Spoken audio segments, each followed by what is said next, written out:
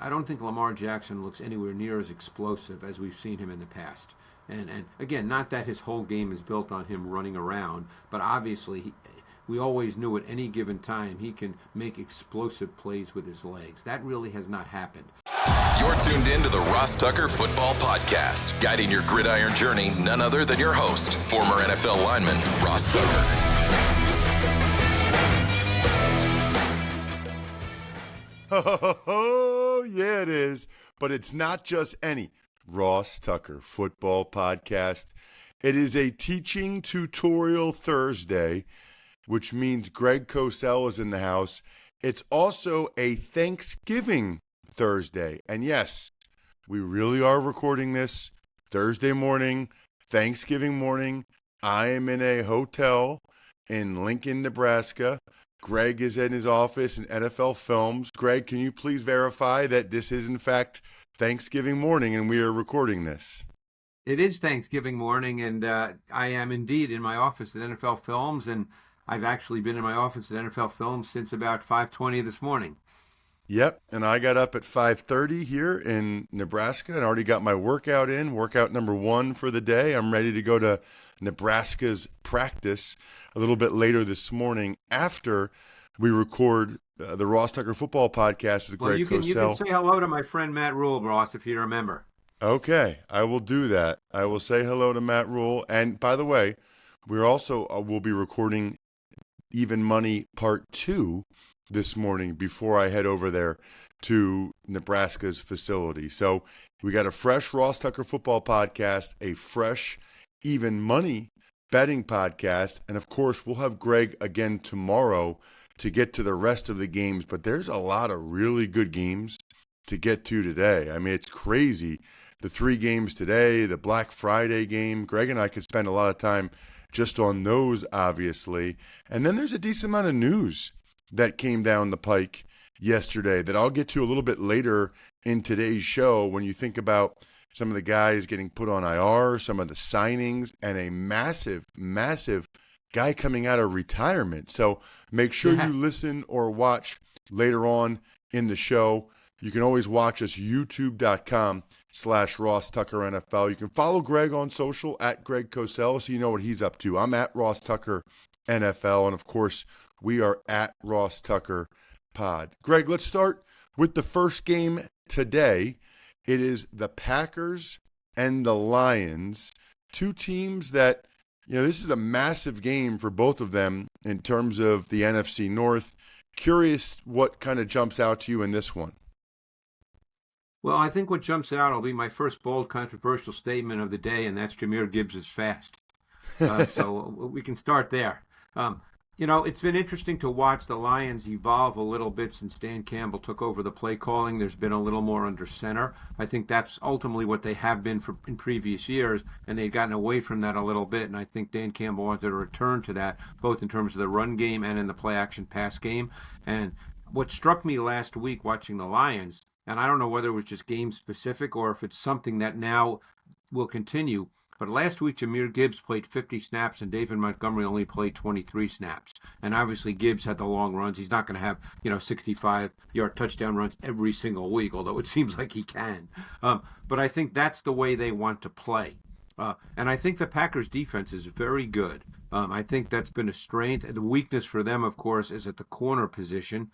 It'll be interesting to see in this game how Dan Campbell goes about attacking that defense and the weakness that they have, because they're very good up front. And one thing that Jeff Hafley, the DC for the Packers, does exceptionally well against every quarterback, and it affects many quarterbacks, even veterans like Jared Goff, is a lot of late rotation just at the snap of the ball to change the picture pre-snap to post-snap. That's become a major theme in this season's NFL. More and more teams do that, and it's something that Jeff Hafley does really, really well, and the Packers are very good at it. Well, a couple things, Greg. Number one,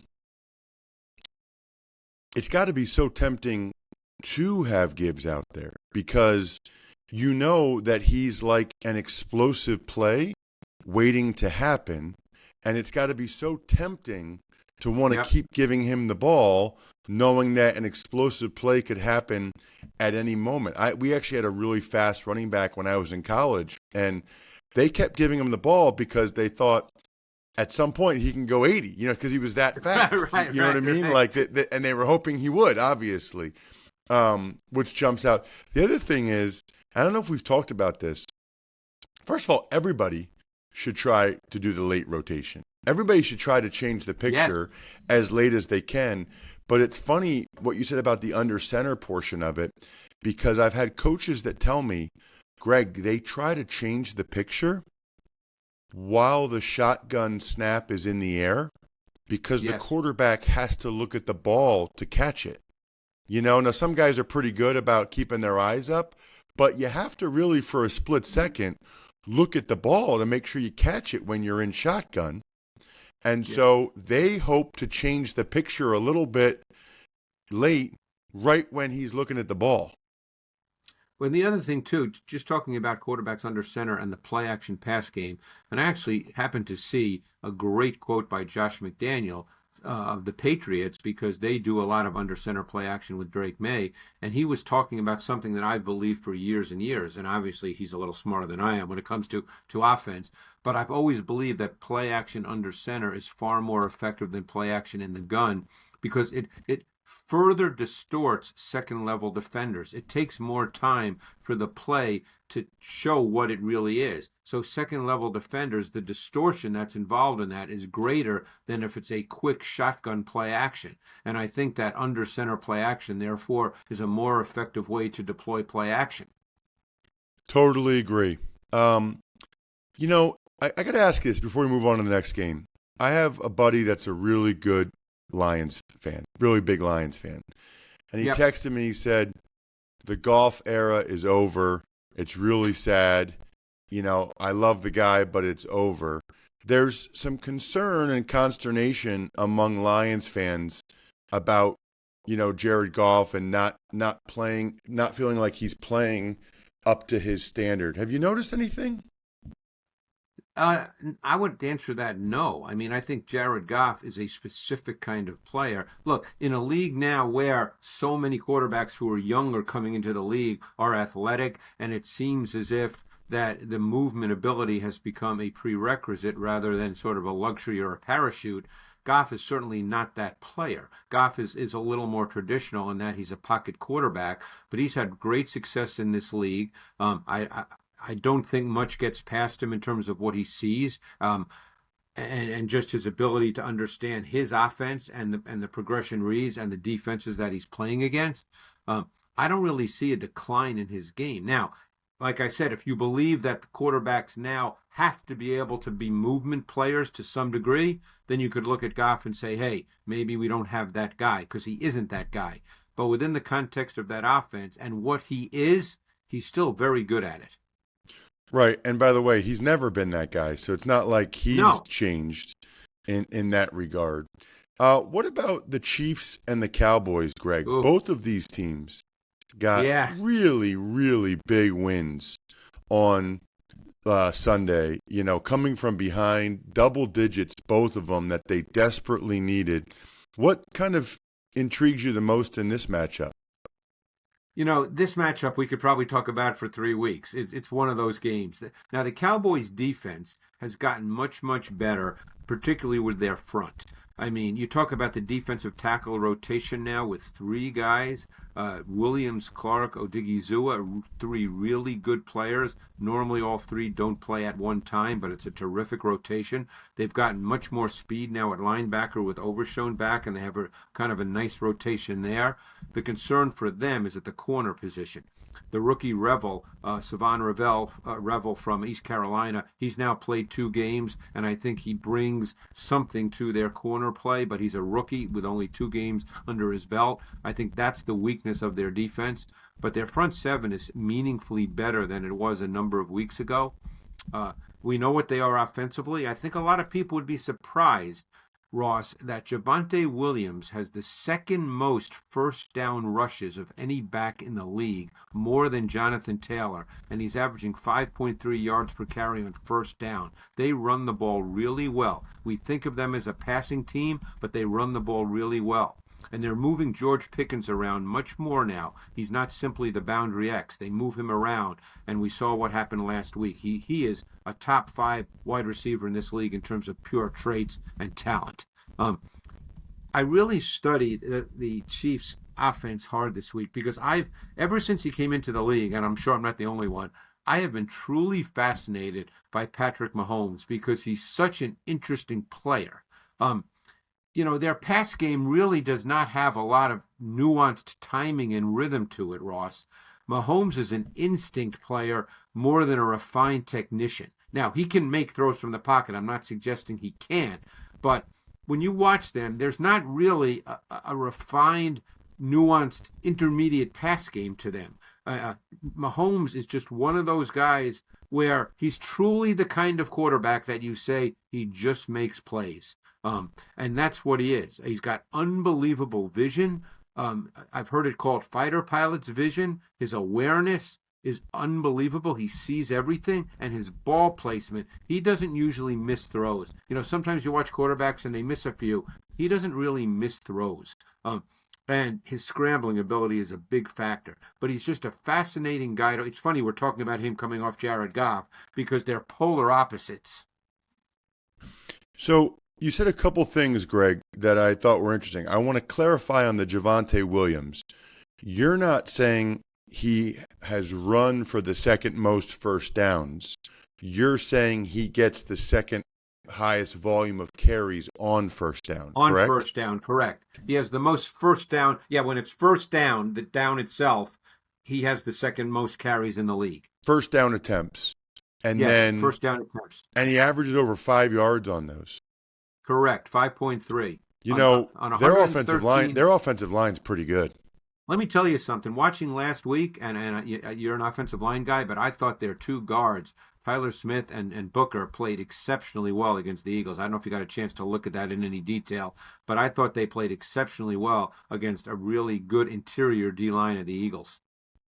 Yeah, they're an example. It's funny, Greg, because when I was playing, people didn't think guards were that impactful. It wasn't that important. And now I think people realize there's a lot of value in guards that can pass pro one-on-one and guards that can make a meaningful dent in the defense in the run game and really dent it. The other question I have for you relates to Pickens. This is a couple games in a row where he's just tearing it up. The Raiders game, this Eagles game. What are teams doing or not doing schematically against him, and how much of his success is a product of maybe not getting all the coverage rolled to him because they do have CeeDee Lamb on the other side? Like, how valuable is that part of it? Let's speak to what the Cowboys are doing first. I mean, up till last week, and it might still be true, I didn't check the numbers this week, but he'd been the receiver that lined up as the isolated receiver more than any other receiver in the league, meaning there was no other receiver to his side. Yeah, the back might have been offset to his side in the backfield, but there was no other wide receiver or tight end to his side. And normally what we call the boundary X, which is the single receiver to the short side of the field. But last week against the Eagles, because I thought we'd see the Mitchell-Pickens matchup as a major foundation of that game, and we didn't. We saw it a few times, but not as much as I thought because the Cowboys really started moving him around. And that made him difficult to deal with because now a defense really can zone in on where he's going to be, and it becomes more difficult to deal with him from a coverage perspective. My guess is they'll continue to do that. But he is really, really gifted, Ross. I mean, I remember watching him as a freshman at Georgia and thinking, oh my God, this guy is just a super talent. And, I don't get into the personal stuff. I know there's a lot of stories about him, but just as a player on the field, he is really good. He's a top 5 receiver in the league, in my mind, without question. Yeah, I mean, I think most people can see that part of it, which makes the stuff that you don't talk about, and I usually talk about with Andrew Brandt, who I haven't had on the show in a while, but I need to. That makes it really interesting because I think the way I termed it is he seems to be the type of person you want to date and not marry. So we'll see whether or not. I think I said to somebody, if you're going to do a long-term deal with Pickens, make sure there's a heck of a prenup before you marry him. All right. What about the night game tonight, Greg? It's the Bengals, and Joe Burrow is back. And gosh, we could debate a long time how much sense that makes against the Baltimore Ravens. And Greg, something is not right with the Baltimore Ravens offense. I don't know how much you've studied them, but I don't know if Lamar's not healthy, but they don't look like what we saw from them certainly the last couple of years. Well, two things stand out to me when I watch the Ravens defense. Number one, I don't think Lamar Jackson looks anywhere near as explosive as we've seen him in the past. And again, not that his whole game is built on him running around, but obviously we always knew at any given time he can make explosive plays with his legs. That really has not happened. And it certainly hasn't happened since he's returned from the hamstring injury. So maybe it's still a nagging injury. I don't know, but that's what the film shows. And the other thing which I think is finally starting to show up, and this guy will be a first ballot Hall of Famer, but Derrick Henry, I think, is just not quite the same. And I think Father Time just catches up to everybody. He'll still gain 1,000 yards because he'll get enough carries. And obviously they are a running football team, so he's going to get carries.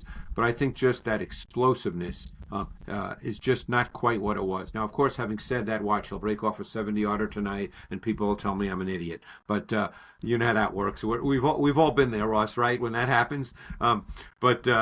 But overall, he just doesn't have the same explosiveness that he's had in the past. And again, it's no knock on Derrick Henry. The guy has, I don't know how many carries he has in his career. It's a remarkable amount. It's amazing he's been as great as long as he has. And like I said, he'll be a first ballot Hall of Famer. But I just don't think he has that little extra juice that he's always had.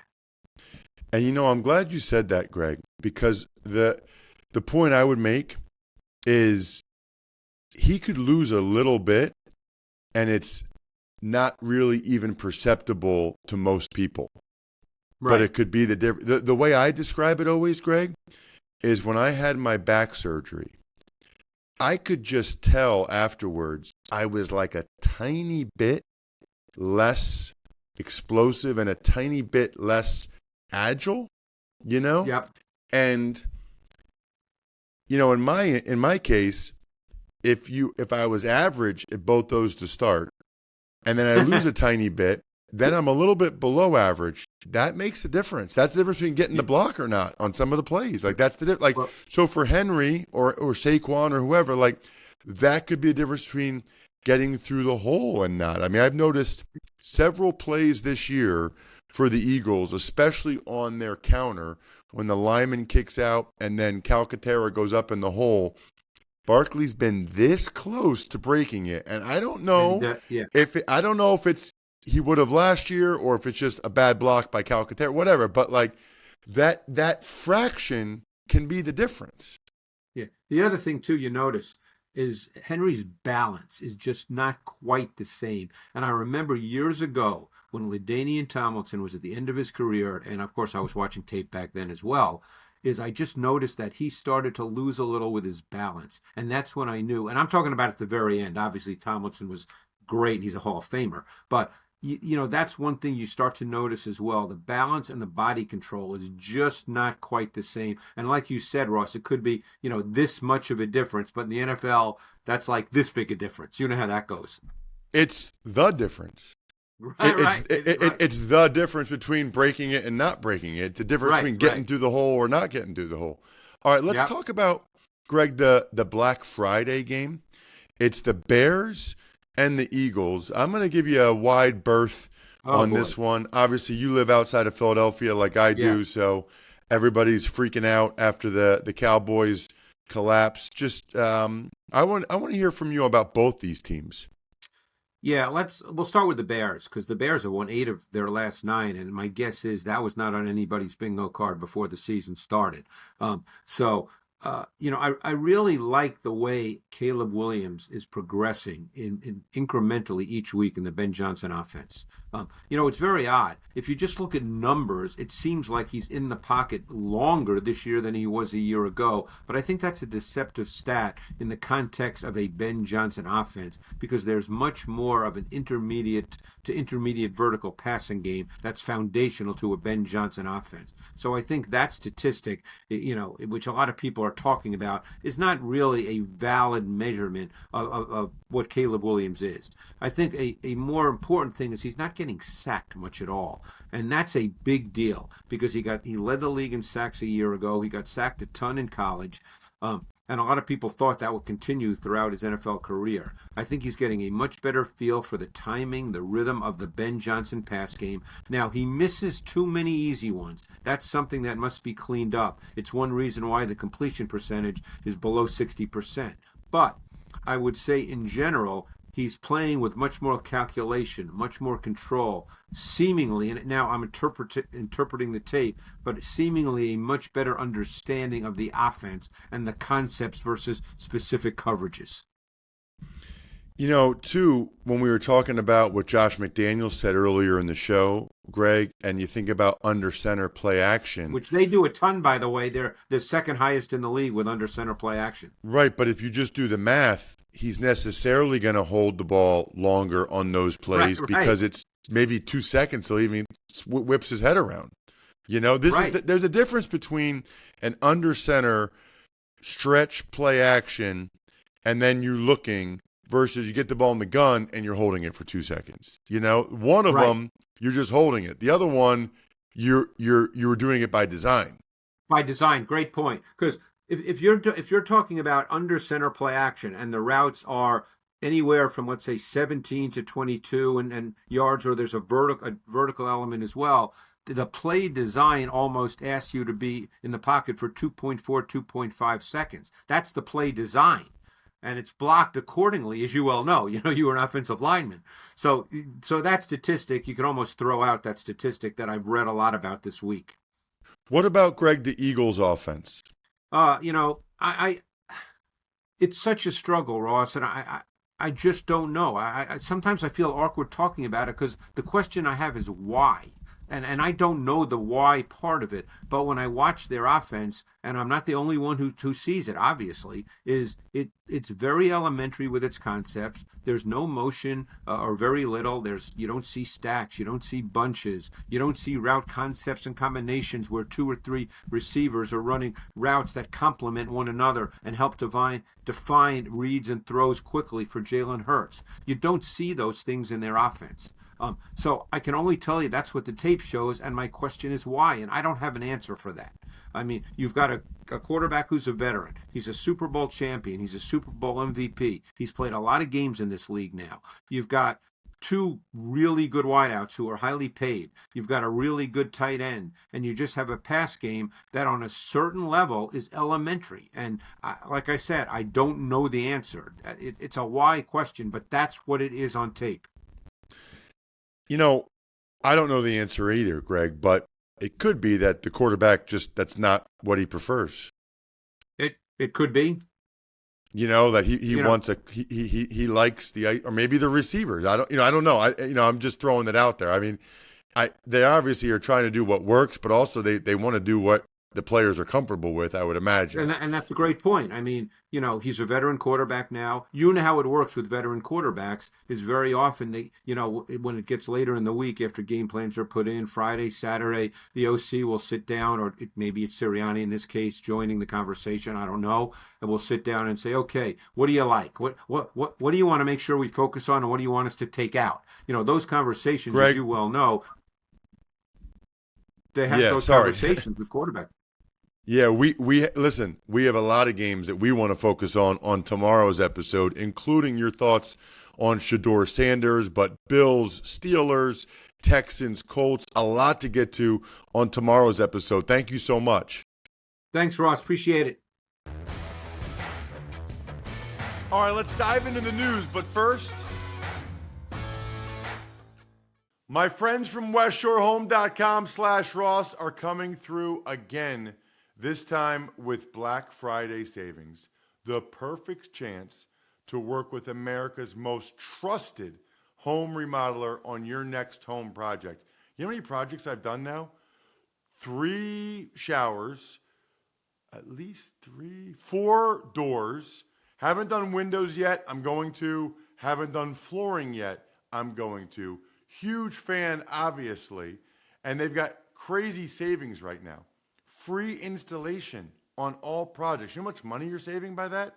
With the free installation? It's limited time, though, because of this Black Friday sale. Plus, you can lock in exclusive savings just for being a listener.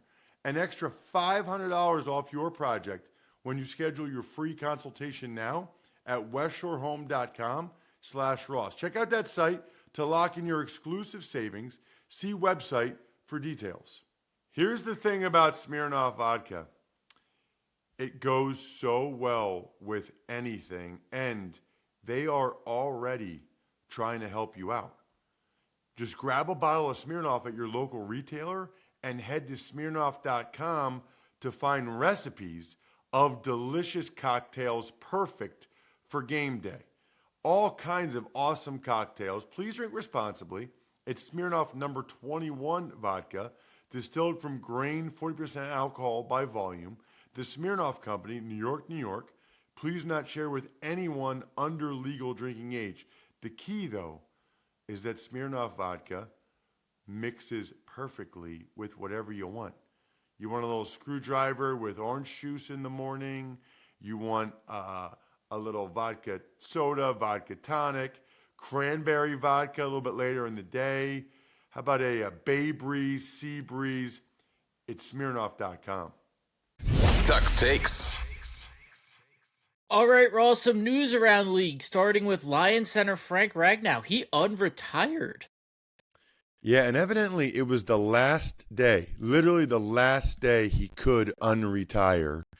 And I got to be honest with you, I kind of have mixed emotions about it on some level. I think it's a big move for the Lions if Frank can come back and play at his normally high level.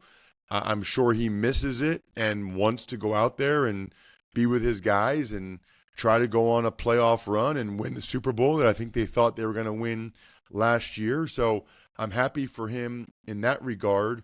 I guess, he has very real physical issues, which is why he retired. So that makes me a little bit nervous for him as a guy that is later on in life, and I know how your body feels later on in life, makes me a little bit nervous. I hope it works out for him. Other than that, hard to believe we're already done. Excited for Greg tomorrow. I think we're done here. Don't go anywhere. Got to pay some bills real quick. I don't understand the science. Maybe it's because they're originally from Canada, but Labatt beer tastes even better in the winter. It is so good. And with Buy Beer, Get Gear from Labatt, just go to the website, snap a photo of your receipt, upload it instantly to rack up points for exclusive merch. You can get points for every purchase at any store, bar, stadium, any size, any product. It doesn't matter. Anywhere you're buying Labatt. Buy Beer, Get Gear. Go to rewards.labattusa.com to sign up. Thanks for tuning in to the Ross Tucker Football Podcast. Make sure to also check out Even Money, Fantasy Feast, and College Draft, all on the DraftKings Network on Samsung TV Plus, YouTube, or subscribe to the podcast on your favorite platform. Shout out myfrontpagestory.com. Tell you guys literally every day it's the best gift you can get a loved one. Just go check it out. Just see what it looks like. Follow it on social media, myfrontpagestory.com. BackOfficeSchedule.com, HumanHeadNYC.com, Sporticulture, Pizza Boy Brewing.